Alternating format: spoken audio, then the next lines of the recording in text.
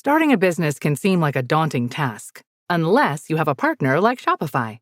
They have the tools you need to start and grow your business. From designing a website to marketing to selling and beyond, Shopify can help with everything you need.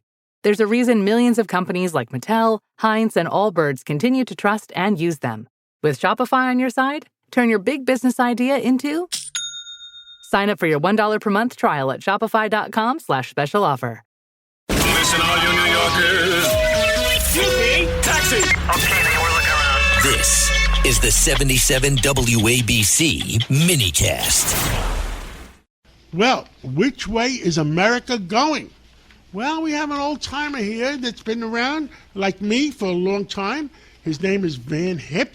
He was Deputy Assistant Secretary of the Army, worries about our country, worries about how our kids and grandkids are going to make along. And he's also now the chairman of the American Defense International in Washington, D.C. Well, Van, tell us about your thoughts today. This year is 250 years for our country. And, Van, I'm going to tell you how I feel. If the wrong person would have become president in the last election, I'm not sure we would have made the 300th year for our country. No, John, you're absolutely right. I think this country was hanging together by a thread until President Trump won, and thank God he did. Our Western values and culture are under attack, and there have been studies out that show that, and this came out on Holocaust Remembrance Day a few years ago, 22% of millennials weren't sure if they knew what the Holocaust was. 67% had not heard of Auschwitz, and the Woodrow Wilson Institute found that only 1 in 3 Americans could pass the citizenship test. So I think the 250th, and God bless President Trump for what he's done with his Salute to America 250 task force, but the 250th is an opportunity for us to instill in young people what it means to be an American, what our forefathers went to come to this country and assimilate, and a chance, I think, to really save this generation, because as you know, President Reagan reminded all of us, freedom is never more than one generation away from extinction. And, Mr. Secretary, I can't believe how close we came to ruining this country under the President Biden Association. And, I don't blame President Biden because I don't think he was mentally there. And the people around him running the country at that point, I mean, they had invasion. People invaded our country with drugs, with criminals, et cetera, et cetera. I mean, finally, President Trump was aware of that, and he straightened it out. He did, and the Forgotten Americans, God bless them, came out, and we saved this country. I think that was the last election. You're so right. And one of the things that President Trump has done, too, I think internationally, and also domestically, focusing on the workforce that we need to compete in the world and also to deal with communist China. John, I had the honor last year to give the keynote address in Taiwan at their National Security Summit. And I said artificial intelligence, quantum, and spectrum.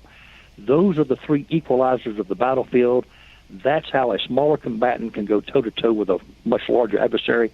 And President Trump is doing so much in these areas, and also workforce development. And we're seeing things now.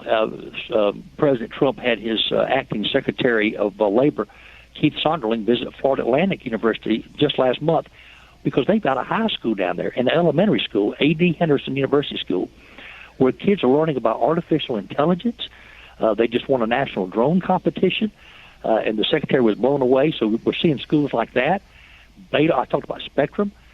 Baylor University right now, young people from all over the country are going there right now to learn about spectrum and workforce development so we can win the spectrum race versus communist China. But President Trump, with his leadership, has put so much of this in place.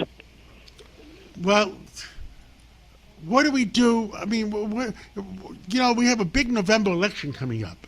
And, and half the country is trying to criticize President Trump. But, my money is on Trump because I know him for 40 years. I know him for 50 years. I know he knows what he's doing. You're right, and a lot of people have lost a lot of bets betting against this president. But I do think, what we've got to do, and I wrote a piece not too long ago praising the superintendent of education in South Carolina, Ellen Weaver, what she's done. She worked with the American Battlefield Trust, John, and I'm on the board of that. And we work with her, and we have a curriculum, K through 12 in the public schools of South Carolina, what it means to be an American. That's the kind of education we need in our public schools to save this generation. And our good friend, Governor George Pataki, when he was governor of New York, he worked with the American Battlefield Trust to preserve the battlefields and try to do the same there in New York. But we've got that framework, and I think the 250 is an opportunity to get other states to replicate that all over the country.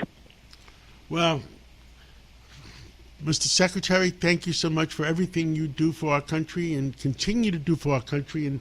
And thank you as the chairman of the American Defense International. Tell me how you're working on that to help our country go forward and make a better place for our kids and grandkids. Well, over the years, what I've tried to do is find technology that America needs, particularly from a national security standpoint, and also from a medical standpoint, but mainly years ago when I ran the mobilization office at the Pentagon for the Army, I had to learn a little bit about a lot of things, and that's been my focus, focusing on the national security things that America needs to maintain that competitive edge against our adversaries. Mr. Secretary Van Hipp, thank you so much for coming on, and thank you for continuing to work for our country, and we'll catch up with you again real soon. Thank you so much for having me. It was an honor.